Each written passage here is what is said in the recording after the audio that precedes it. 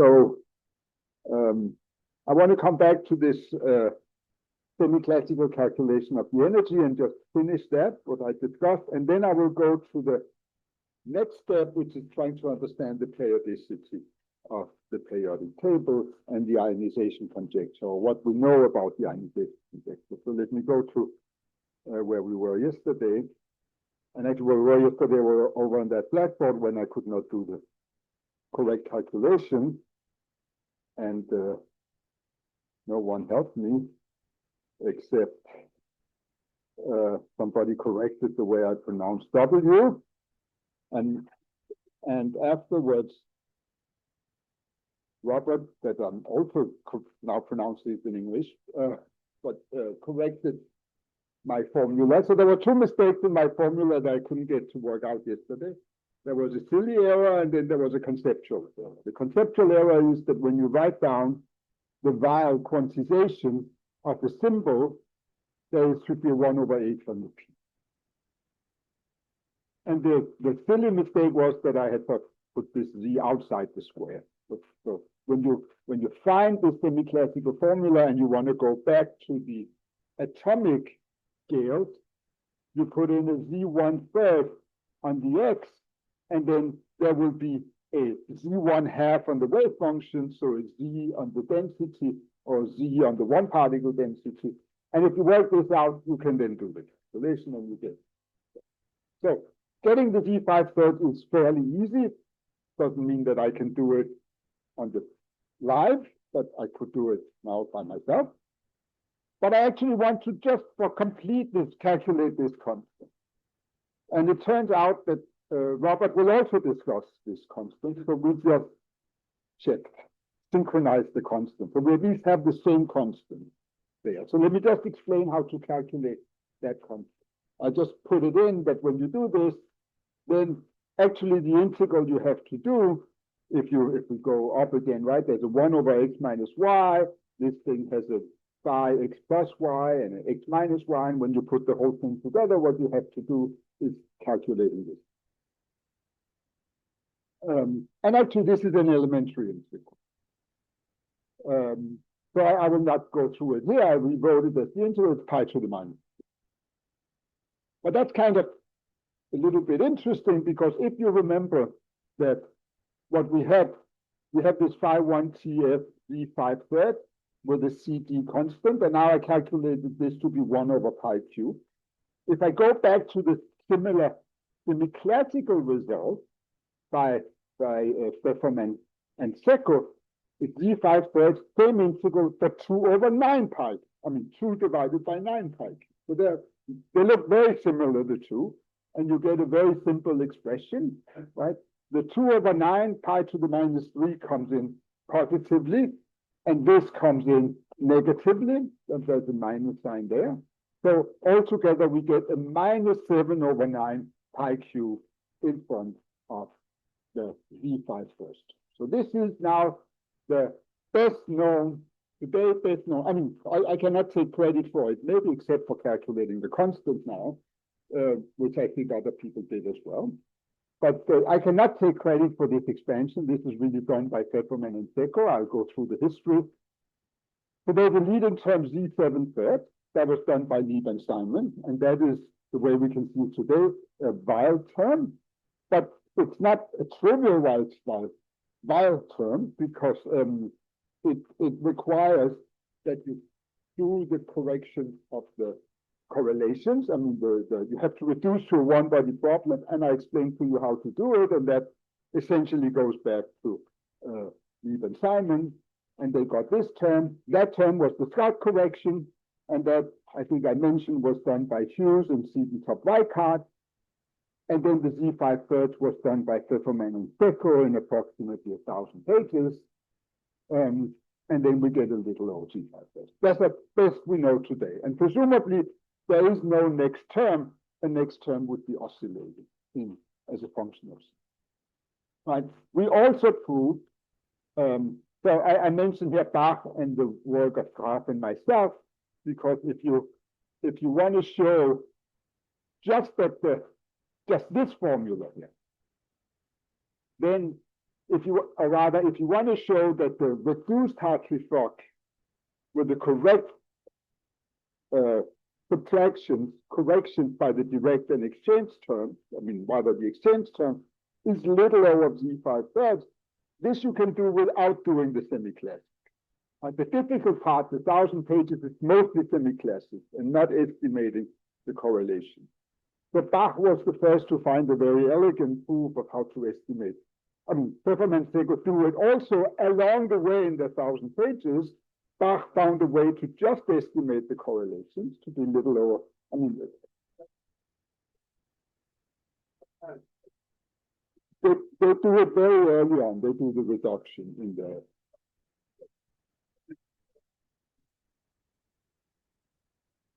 I don't understand what Pfefferman said. So I have to say I cannot. Bach's method I understand. He uses second quantization, very elegant.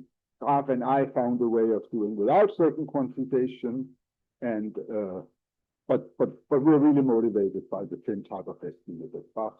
So the paper is maybe not so different from Bach. We also did it for bosons, but here it's the fermion. So essentially that means that you also have a bound like this, that you can estimate the quantum. I mean, so this is the energy.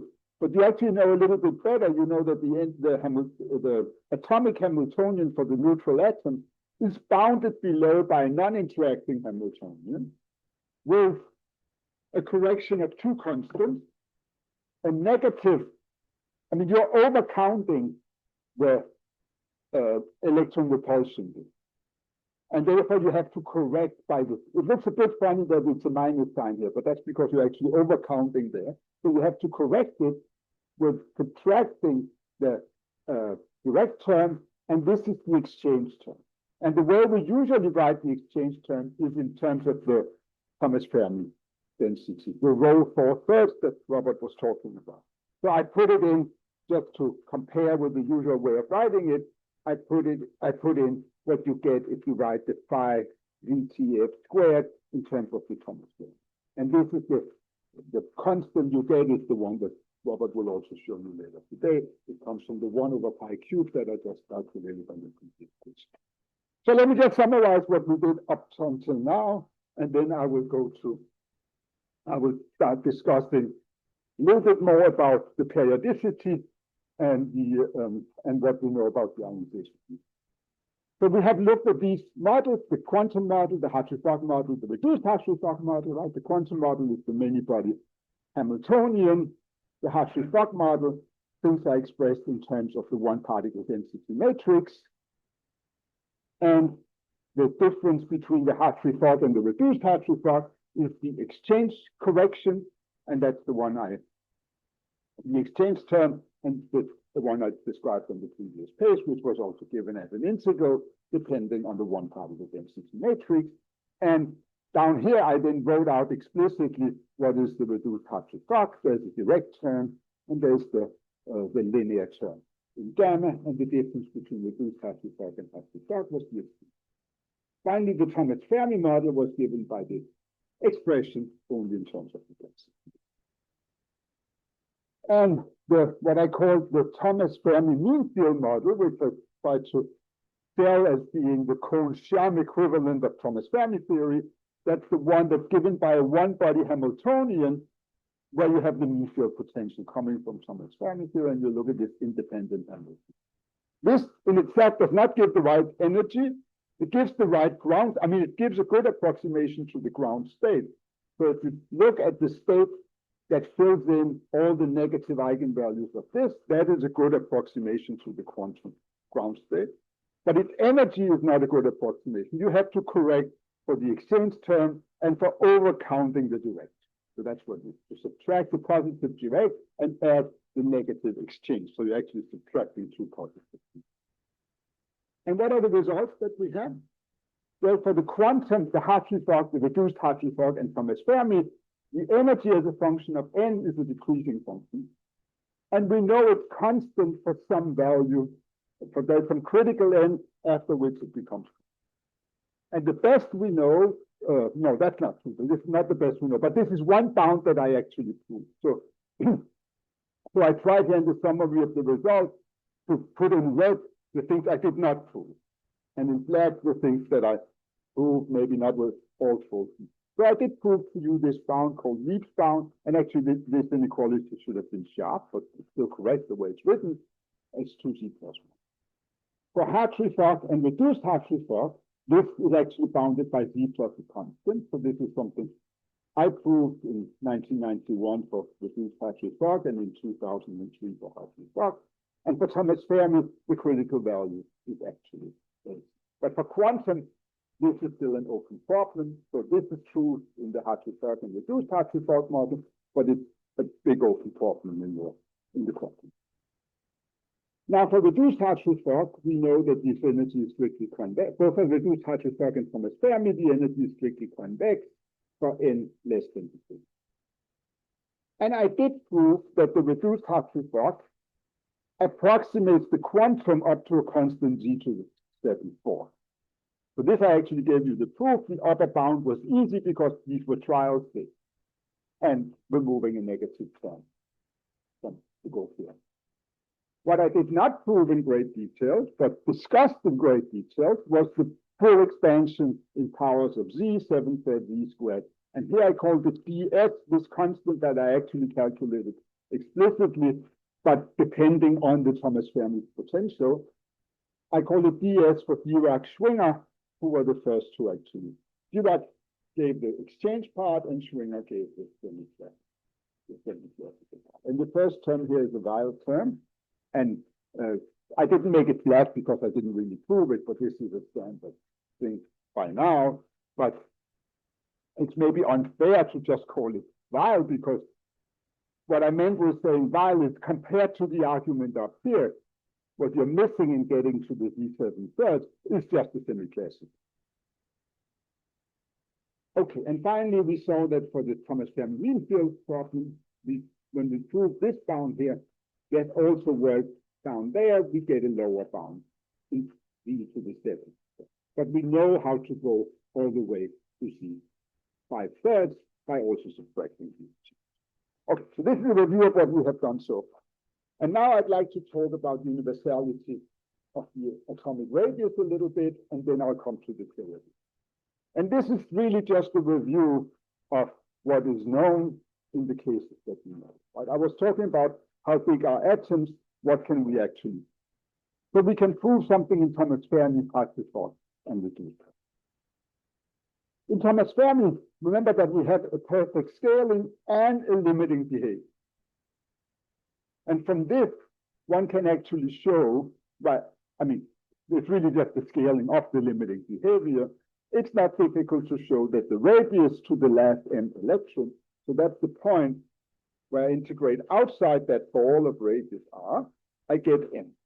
M does not need to be an integer in Thomas Fermi, but from the scaling, if you remember, the density was something that went like a constant x to the -6, and then you can actually calculate that you get here m to the -1/3 as the value for the radius. So that's an explicit. This value of this constant is something you would have to calculate in Thomas.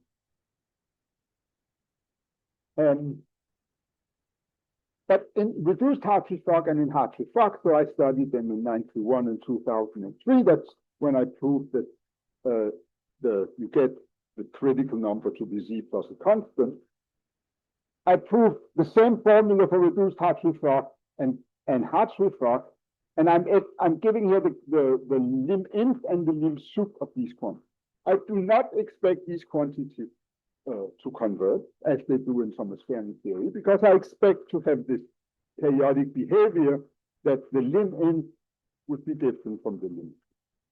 But so you might say, oh, well, why do you then get the same formula in all 4 cases? I'm not claiming that these 3 quantities are the same. I'm claiming that they have the same leading asymptotic behavior as m goes to infinity. M is the number of electrons outside the radius, right? So I'm trying to calculate the radius out to the last m electron. If I go out to the last electron so that m is 1, then I don't know things well enough. I just know that it converges, that the number is bounded above it.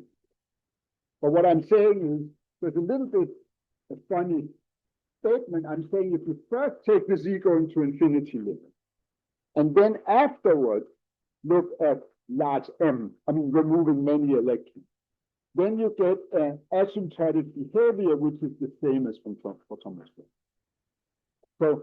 So Thomas Fermi is actually a good approximation to the radius if you remove many electrons. Maybe not if you remove just one, but if you remember the curve I had when I removed just one for the alkalis, it was actually pretty good in comparing with empirical data. Right? I mean, it was so good that it actually gave the radius of potassium. If I put m equal to 1, calculate this and compare it with the empirical radius of potassium, it's right to 1%. I mean, I'm picking now the one where it's best. But still. Okay, but note here that it's lim inf and lim sub because we expect periodicity and not convergence. Okay, so now let me, so I will not prove this today. This is way too complicated, but you can read the papers if you feel like it. I would hope to one day be able to prove some kind of periodic behavior, so I have more than just knowing lim inf and lim sub, but I don't have it at this time. I'll come to the mean field Thomas Fermi model where I have some indication of how to prove something. Okay, but let me start with the Aufbau formula. If you remember, the Aufbau formula was what I call an Aufbau formula. It's the formula for how you fill in electrons in the periodic. And the way you could think of the periodic table is that it tells you the electronic structure in the sense that it tells you how many s, p, d, f electrons do you have in each atom. That's the same as saying it tells you how many electrons you have with a certain angular momentum. Now, for the true atom, the number of electrons in a certain angular momentum, so angular momentum will not, the particle number for angular momentum will not, the ground state will not be an eigenfunction. But I can still calculate the expectation value. So I define PL to be the projection in this space onto angular momentum. Right? I mean, you can write the space of L2R3 with spin as a direct sum over angular momentum. Right? These are all infinite dimensional subspaces because the angular momentum, restricting the angular momentum, will just tell you what the angular dependence is, right? But not the radial. So yes, so this is actually an infinite dimensional projection. And I'm asking, okay, can we say something about the number of electrons for atom number Z in its ground state? What I mean by this is simply the trace of this projection against the one particle. I'm asking how many this is the expectation value of the number of particles in angular momentum.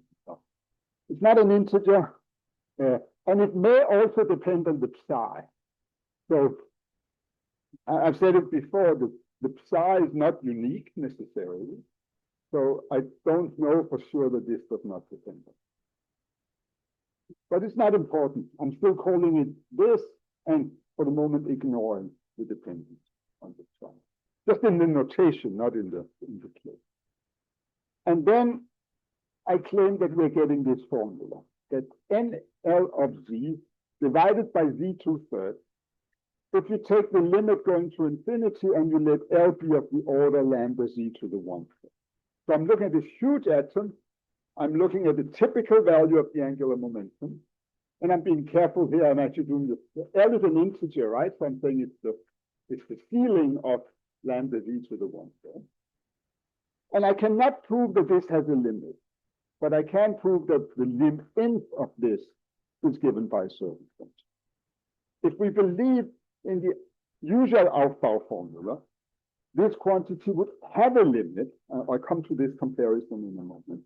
And this limit will be different from the formula. But here I claim that this is actually the correct answer. for the true atoms, this is what describes at least lim-nth of the behavior of the number of electrons as a function. So this is some function of lambda. And just as a curiosity, this function also appeared in the work by Fefferman and Secco. And if I understand their work correctly, what they need is this function kappa of lambda to be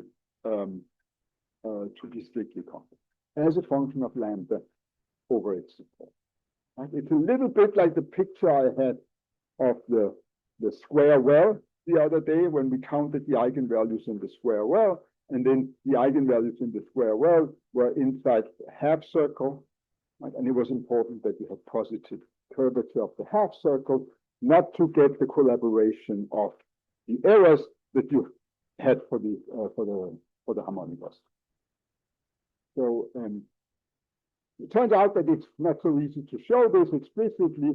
So because this is a solution of a nonlinear equation, so they actually have to do some interval arithmetic. Because, I was going to come to that, but let me say it now. Fermi in 1927 wrote 4 papers on atoms.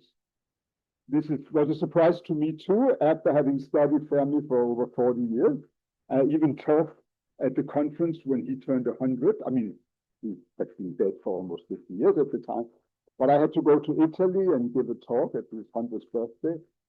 And nobody had, I made a mistake, I guess, because I came and talked in English. They wanted me to talk in Italian.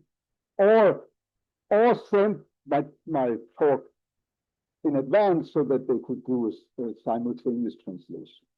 So now they have to do a simultaneous translation while I was speaking, which was, I don't know, I guess, it was still fun. But at the time, I didn't know that Fermi had written 4 papers. There was the first paper where he actually introduces Thomas Fermi theory. But why did he introduce Thomas Fermi theory? He did it to try to explain the periodic table. So in paper number 2, he actually tries to estimate the number of electrons in each angular momentum state. And he arrives at this formula. And not only that, there's actually a curious story about it, because of course, if you want to compare with anything, you want to know what are the values of this function kappa. So he gives these values. Right? In 1927, right? That means he had to solve with pen and paper, or maybe he had 100 people help him, I don't know, but I think he claimed that he did it himself.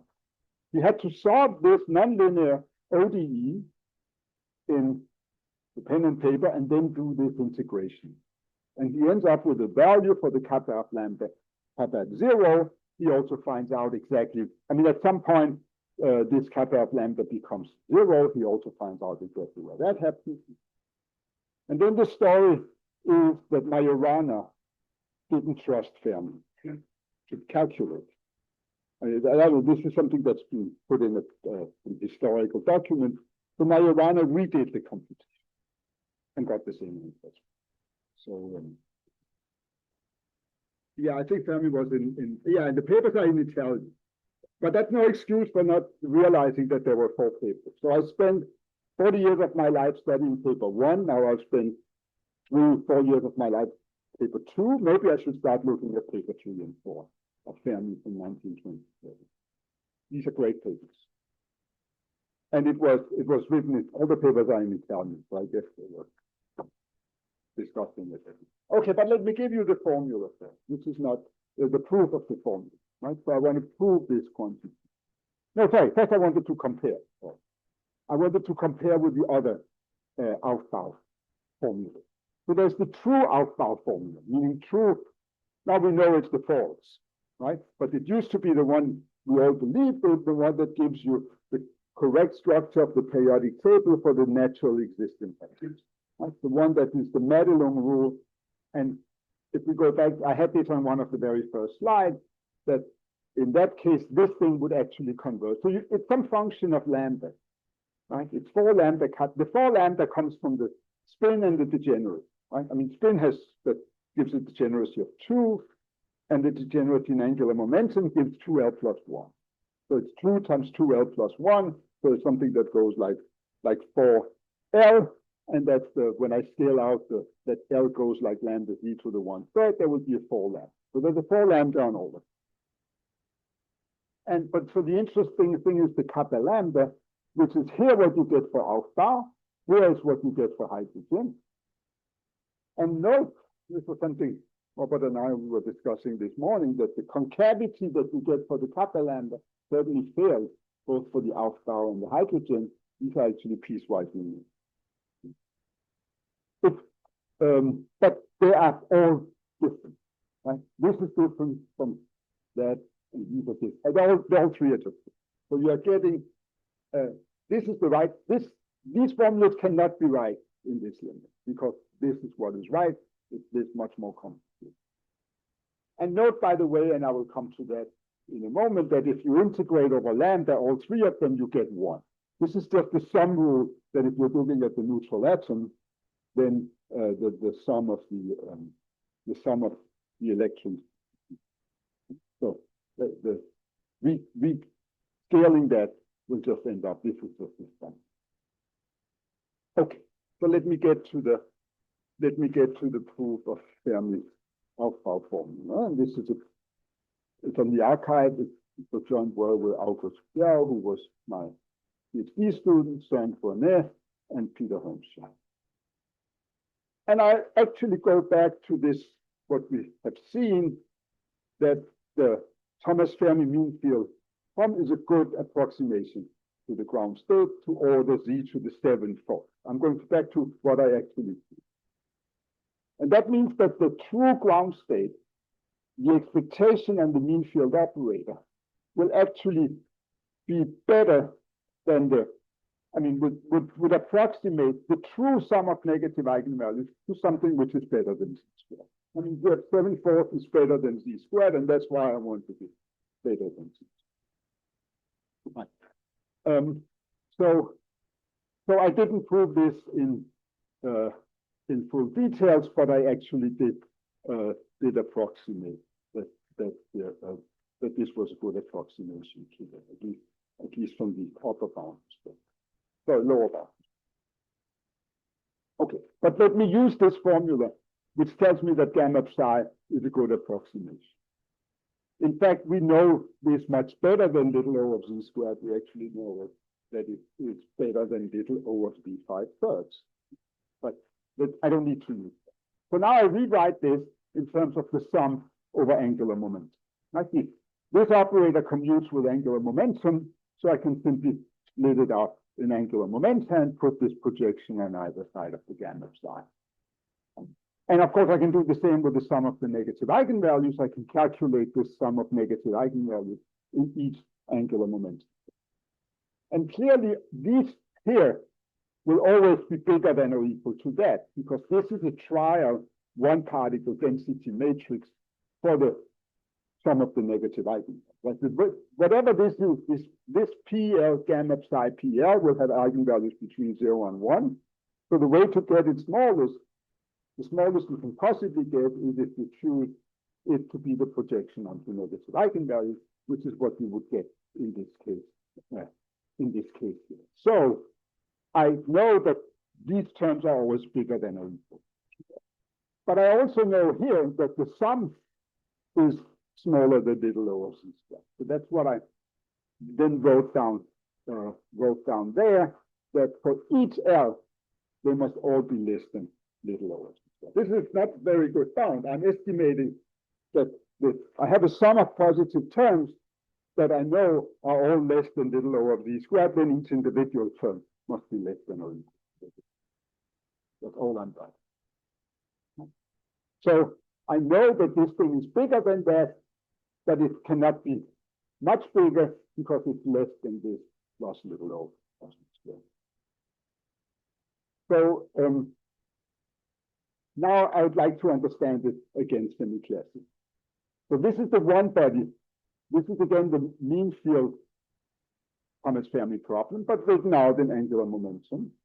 Remember, there's the 1/2 on the Laplacian, so there's also 1/2 there, and I'm putting in the angular momentum.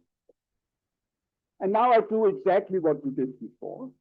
I rescale it so that I get into a semi-classical problem. So I use the fact that the phi ETF has a scaling. So there was a z 4/3 outside, a z minus 2/3 in front of the kinetic energy, but also in front of the angular momentum part, which is really part of the kinetic. That's exactly the calculation I did before when I tried to understand the semi-classical nature of the mu field arc. So then we again see that this thing now looks like a mean field, or rather, first what I want to say is that this L times L plus 1 over Z to the 2/3, that's exactly 1 over lambda squared if I choose L to be of order lambda. So I will actually just replace what I have here by lambda squared over 2R. So I'm not doing this in detail, but this is a fairly good approximation. Of course, you have to control the two-order little o. And now this is a perfect semi-classical problem with a perfect one-dimensional semi-classical problem with h being z to the minus. And again, leading order semi-classics would now tell me what the energy is. In one dimension, the Weyl term would be power 3/2 integrated, and this would now go like h to the minus 1 when I'm in one dimension with a correction that's lower. So that's the energy. So in other words, we conclude from the fact that we had a good approximation to little o of z squared, that this must be first we conclude just that this, when I do it in a certain angular momentum, is given by that. That's a semi-classical form for this problem in one dimension. That's just the Weyl law for that semi-classical form. Right? With the slight approximation that I estimated L times L plus 1 over z to the 2/3 by lambda. But we don't really care about this value. The point is that we know that the true gamma, PL gamma PL, is a good approximation to this energy. So therefore, I would like to say that how many negative eigenvalues do you actually have? That's what I would like to know. So that's the sum, the trace of the negative projection. Again, you can calculate this semi-classically, and you end up with that formula. You see here you recognize Fermi's integral. First, I wrote it in the H language, and then I rewrote it. Unfortunately, so what do I know? I have the true quantum ground state. I projected PL gamma PL. So I take its one particle density matrix and project it down onto angular momentum L. And I know it's a good approximation to something I can control semi-classically. You would hope that that would allow you to say that it must have almost the right eigenvalue. I mean, how could it possibly get the right number if it didn't fill up all the right eigenvalues? Right? If it's missed some eigenvalues, it would get a number that was not negative enough. Unfortunately, and that's what I say here, we cannot use this to get close to that number. I mean, to prove what the trace, we cannot use it to estimate this. And why not? Well, because yes, it has to fill up the negative eigenvalues, but it could have many more eigenvalues that just sit far out at infinity, which do not contribute to the end. So this I don't know how to control. So the only thing I can get is a lower bound. So I can only prove that this quantity here, by comparing semi-classically, is bounded below by the Fermi. But then I use the fact that I have a sum rule. Right? That the sum of these quantities is 1. This I know because the sum of all these eigenvalues is 1. And then by a simple Fatou argument, you can then show that it will converge as a lim in, but not as a limit. I cannot. That's where the lim in came from. That's because I applied Fatou's lemma at this point. I have a function that is positive, whose integral converges to 0. The limit of the integral converges to 0, and therefore I can conclude something. So just, this is what I said already when you asked that Fermi derived this formula in part 2 of the 4-paper series in 1927. Now, so you might say, oh, but why are chemists not worried about not being able to prove the Aufbau principle? So what do? They must also be asking for proof for the Aufbau principle. And if you Google or go to Wikipedia and ask for the Aufbau principle, you will find the chemist's proof of the usual Aufbau formula, which you know can only be true for the first few atoms. It cannot be true in general because we just proved that in the limit it would be wrong. So here's the argument that is done in chemistry books. They actually want to do the Thomas Fermi calculation, but then they say the Thomas Fermi potential is difficult. It's hard to compute with the Thomas Fermi potential. Then they come up with another potential called the Titz. He came up with another potential that they say, oh, this looks a little bit like Thomas Fermi. It has the right behavior at 0, and it looks nice. And then they did exactly the same thing, the semi-classical calculation for that potential, and that gives Aufbau. It's a little bit of a miracle. I don't understand why that there is a potential that actually gives you the right answer, but it's just not the right potential. There's no reason. There's no sort of fundamental reason for looking at this potential. But this potential does give you Aufbau. We also know that Aufbau has this linear behavior in this kappa of lambda, which somehow indicates that this potential must have these bad collaborations between the errors, which could indicate that this potential is actually exactly solvable. So I asked ChatGPT whether that potential was exactly solvable. It said no, I think. But I'm still suspicious that this might actually be exactly solvable. Anyway, that was the story of the Aufbau principle and how Fermi had a formula, how there's another formula for the periodic table, and that you can actually derive this other formula for the periodic table if you do what Fermi did on another potential, but there's no argument for it. Yeah, that has a simple. It behaves like one of the. Yes, I remember the formula. Yeah.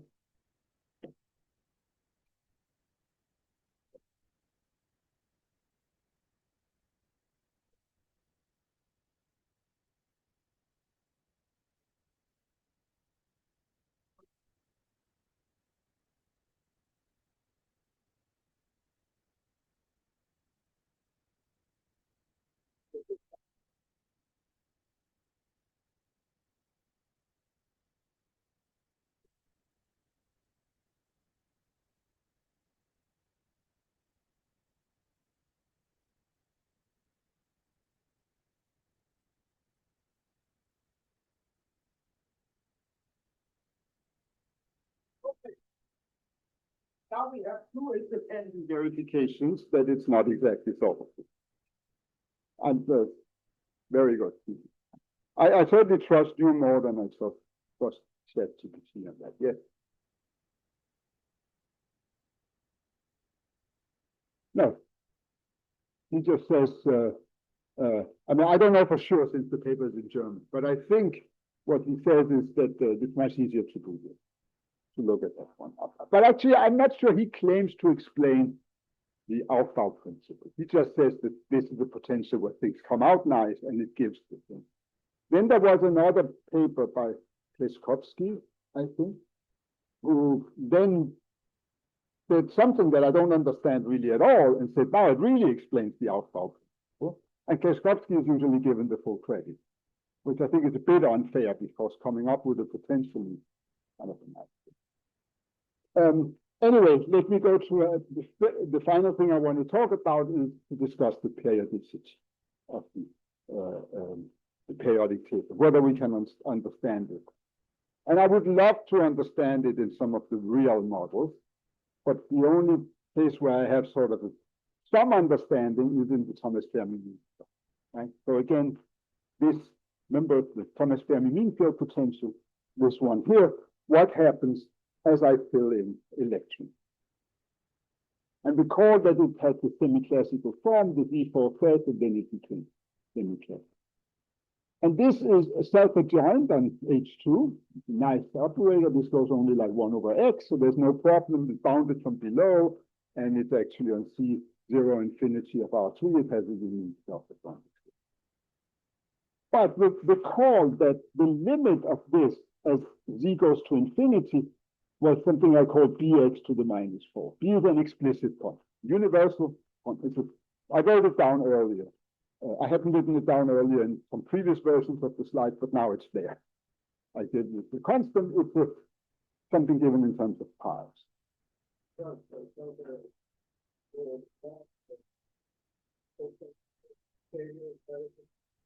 It is, but it's true. That's the slightly tricky question. This one is better in the sense that I can prove, say, for reduced Hartree-Fock and Hartree-Fock, that this behavior is actually seen for very large Hartree-Fock atoms as you go in from the outside. So in that sense, this thing is actually better in a limited. However, recall that both this thing here and also this Tietz potential has the, you want to use it for small atoms. And you actually want to know a little bit sort of how many electrons you find. And the very last electron, the one that sees the tail, actually should not see its own approach. I mean, that's a mistake both in Thomas Fermi theory and in this, that actually somehow this potential should rather go like 1 over R, because you should correct for the fact that you're counting self-interaction. So you read, if you want to do something which is somewhat accurate for smaller atoms, you should not ignore the fact that when an electron is far away, it goes like 1.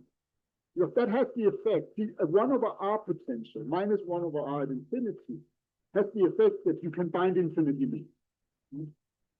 So you would, but whereas for the 1 over R to the 4, the Thomas Fermi, or this other potential here, you can only bind finitely mean, which is of order Z, but you may not actually get to the neutral number when you do an exact numerical calculation. Right? So we did the numerical calculation for that potential, and actually it does reproduce Aufbau asymptotically, but not for small atoms, because when you start filling up a P shell, this potential will not have enough negative eigenvalues to start filling it. So the better thing is actually to somehow do a replacement where you look at 1 over R at infinity, where you always would be able to fill as many as you like. You just have to find out. But again, then it becomes somewhat phenomenological which one you want to fill up. But you might say that, okay, if it really should go like 1 over R at infinity, then 1 over R cubed is better than 1 over R. But that's only for the very last thing. So anyway, you can at least argue that this has some limiting correct behavior. There's no argument whatsoever. Okay, so recall that this phi TF in the limit converges to that. So I can just sort of brutally take the limit Z going to infinity, and then I would end up with this Hamiltonian. However, that Hamiltonian is extremely singular. So how would I define it as a Hamiltonian? Well, I would try to look at the compactly supported functions away from 0, where I have this strong symbol. But then you need to add, well, first of all, it's clearly not bounded from below. Well, I mean, clearly, not difficult to see that it's not bounded from below. And it will actually have many self-adjoints. I mean, infinitely. Uncountably. But then you may now ask, will this operator, here I should have put the field, will this somehow approach that in some sense? And the weakest sense I can think of is in strong resolve. So you might ask, will this converge to that in strong resolvent sense as Z tends to? And the answer to that is no. But what is true is now you see some periodicity behavior, because now you see that it does converge to that in strong resultant sense if you go through certain sequences, which actually will show you, will reflect the periodicity for the infinite. So let me just first describe these self-adjoint extensions and then state this periodicity. So this is sort of an abstract overview of the Weil's limit circle limit point theory for self-adjoint extensions. So if you have a potential such that this the zero energy, this is the zero energy equation. I mean, I'm looking at a one-dimensional Schrödinger operator, and now I'm asking, let's solve this at zero. Let's look at the zero energy. It will not have solutions in L2, but it can have solutions that are in L2 near the origin.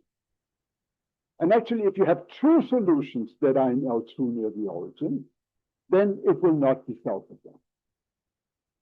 And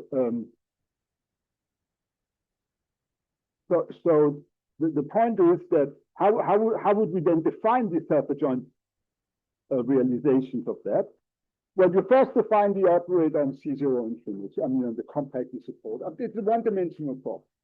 You define the operator by looking at the compactly supported away from zero, and then you take the closure as an operator. The operator is closable, and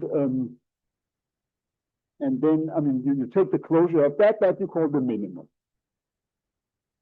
That is not self-adjoint, because if that was self-adjoint, there would only be one self-adjoint.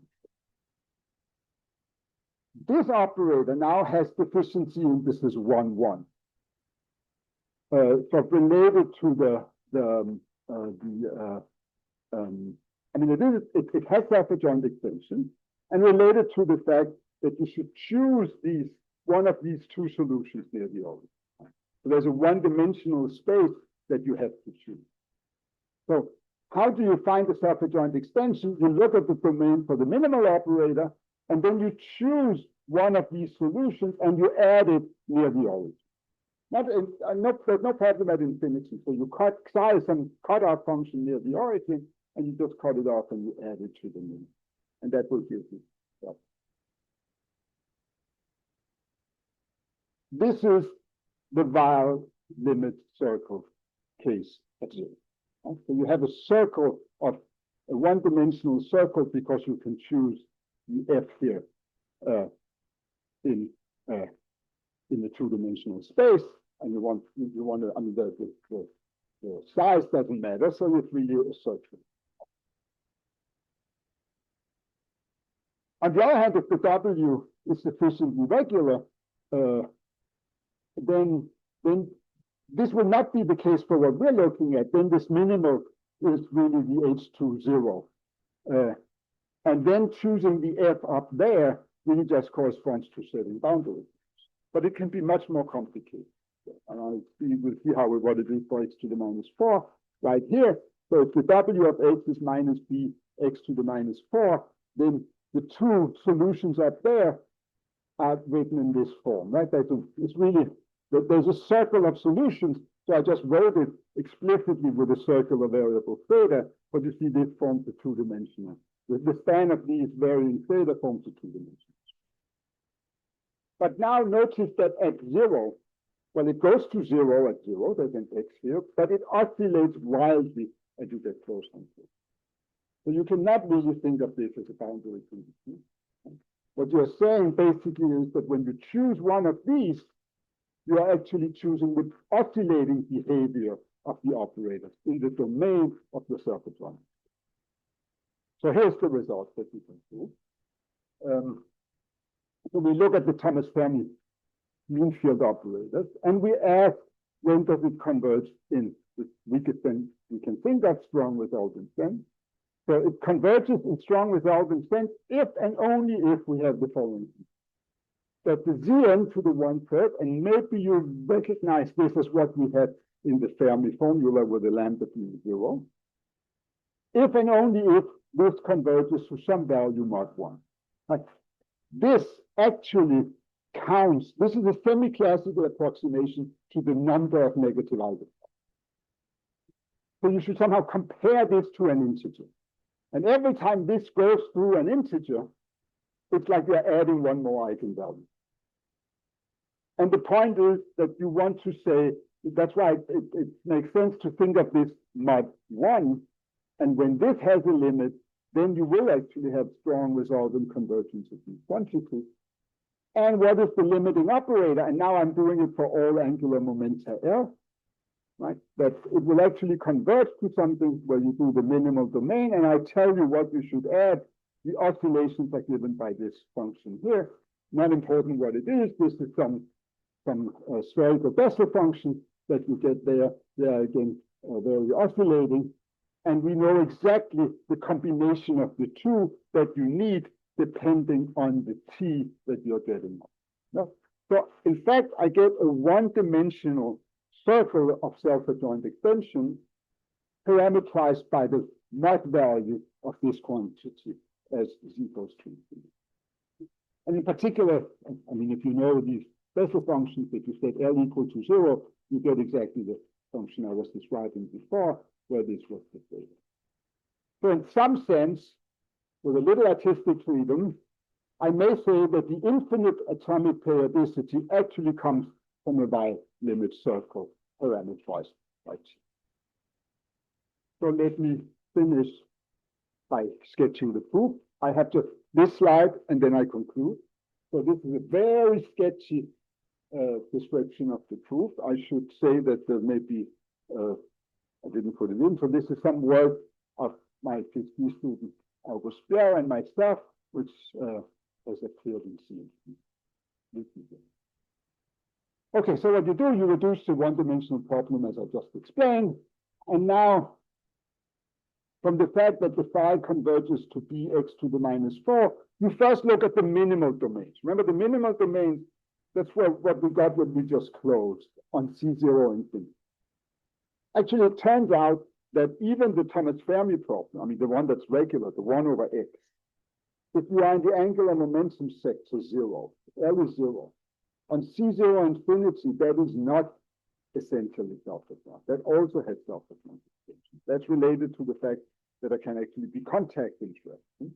But usually when we define the hydrogen atom with 1 over x, we actually do the extension from not C0 infinity, but I mean, not C0 infinity away from 0, but C0 infinity just on R3, allowing the point 0 over. And then it is essentially self. It's not essentially self-adjoint if we take out 0. That's something that happens for L equals 0. It doesn't really play a role for us. You may, of course, ask, even for hydrogen, is hydrogen really given by that self-adjoint extension that we find in the physics textbook? But you may ask, what if we did another self-adjoint extension? But experimentally, it's quite clear that we have the right self-adjoint extension.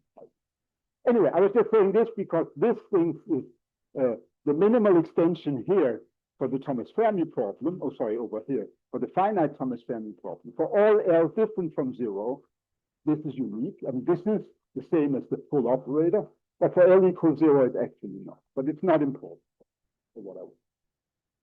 But it's easy to show that the minimal extension, the graph of the minimal extension of the infinite problem is actually included in the graph. That's what I meant by the inclusion here, that the graph of 1 is included in the limit of the graph. And from this, it means you only have to study this additional function that you are adding to it, this f at 0. So I only have to look at the L equal to 0 problem. Sorry, not the L equal to the energy equal to 0 problem, which is exactly this thing. I'm looking at the 0 energy solution for that object there. That only has one in L2 near the origin. For L equals 0, I have to pick the one that we usually pick, and for all the other L's, there is only. And then I would like to know, how does that now converge as Z input? And all I need to prove is that it converges to the thing that I had there locally in L2 near the origin. That means I need very, very good control on the solution to that. And for this, we do a WKB analysis. So we estimate these eigenfunctions, these they're not eigenfunctions, these zero energy functions, we can solve by WK. So we construct them by splitting the problem in three regions. There's the asymptotic region close to zero, the asymptotic region at infinity, and then what we call a semi-classical part in the middle. Now, it's a little bit strange because usually in WKB you talk about the classically allowed and the classically forbidden. Now, when you have a potential that's negative and you're picking some zero energy level, then everything where the potential is negative is classically allowed. But classically allowed is not quite the same as semi-classically allowed. It turns out that hydrogen is not semi-classically allowed. So the WKB analysis for the hydrogen part would actually fail. So you have to, but luckily we know hydrogen is split. So we split an asymptotic part near the origin on the hydrogen scale O of z minus 1, and on the semi-classical scale, and on the infinite scale, where we know that everything goes like x to the minus 4, it behaves like x to the minus 4. And then we have a part in the middle, and that's where we do WKB, or rather Green-Liouville, which actually gives an integral expression for a good approximation to the idea. And then we match these three regions. And all three regions have oscillations. The hydrogen functions will oscillate, the zero energy will oscillate, the Green-Liouville part will oscillate, and the thing at infinity will oscillate. So we don't actually do the usual WKB matching when you match at the point and fix the derivative. We simply match the oscillation. So when they oscillate this much, we know when you get the right thing. The only way you can get the right thing is when the oscillations are the same. Because if the oscillations are not right, of course they would just be very, very different. And for matching these oscillations, we can sort of move from the zero, what's happening at zero, out to what's happening at infinity, and identify the right function and prove the limit. Now, so I'm saying here, it may not be surprising that this will work out for L equals 0. What is a little bit surprising is that you don't get, I mean, all the angular momentum sectors could have their own self-adjoint system, but you only have to fix what's happening at L equals 0. This is really the L equals 0 of the Fermi formula to get, you know. So all the others essentially follow. So that's all I wanted to tell you. So let me just end with some concluding remarks and or the open problem that I have mentioned a lot. So we did the ground state energy asymptotic up to order little o. No, sorry, this was actually big O of z for we did it up to big O of z to the 7/4. We did the details of the lower bound. We discussed the little o of z 5/3 without giving the proofs. This had all this semi-classical analysis in it. We showed that the Aufbau principle fails for large atoms and should be replaced by the Fermi Aufbau principle. We discussed the ionization conjecture and its validity in the Thomas Fermi reduced Hartree-Fock and Hartree-Fock, and we showed that there were even some nice asymptotically limiting behavior of the radius. If you look at removing many electrons, that was true for all of them in the limit of large p. We mentioned that there might be a strong ionization conjecture that would give a limiting behavior. We don't know exactly what this formula is, but we actually found it in the Thomas Fermi mean field model. We did find an expression for the sequences that actually produce converging atoms. Converging in the sense that the mean field operator converges in strong resultant sense. These ZNs that I had on the previous slide do not, if you want to think of them as giving the corresponding to the groups in the periodic table, they do not follow the usual Aufbau principle, but they shouldn't, because we know that there's another Aufbau principle is right. And at least for small lambdas, they do agree with the right point. Now, open problems, ionization for the quantum model, prove that it's Z plus a constant, understand the ionization energy and the radius, and the limiting periodic behavior for more accurate models than this one, reduced Hartree-Fock for quantum. Well, for quantum, we don't even know the ionization conjecture, so it's a little premature to ask for an improved ionization conjecture. But for reduced Hartree-Fock and Hartree-Fock, we could think about improving it and maybe getting player history. Thanks a lot for listening.